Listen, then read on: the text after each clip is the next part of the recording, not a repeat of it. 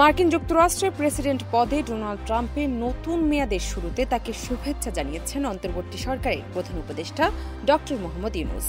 20 জানুয়ারি এক খুদে বার্তায় এই কথা জানায় পররাষ্ট্র মন্ত্রণালয়। সে বার্তায় প্রধান উপদেষ্টা দৃঢ় বিশ্বাস ব্যক্ত করেছিলেন, বলেছেন দুদেশের মধ্যে সহযোগিতার নতুন নতুন ক্ষেত্র উন্মোচনের জন্য দুদেশ কাজ করবে। আমরা সেই বিশ্বাস পুনর্ব্যক্ত করছি।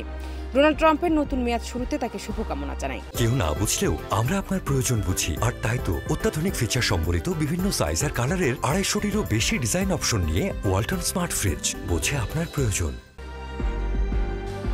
এদিকে দেশটির স্থানীয় সময় 20 জানুয়ারি সকাল 10টায় ক্যাপিটল হিলে ট্রাম্পের অভিষেক অনুষ্ঠান ঘিরে রাজধানী ওয়াশিংটন ডিসি জুড়ে নেওয়া হয়েছে নিশ্ছিদ্র নিরাপত্তা।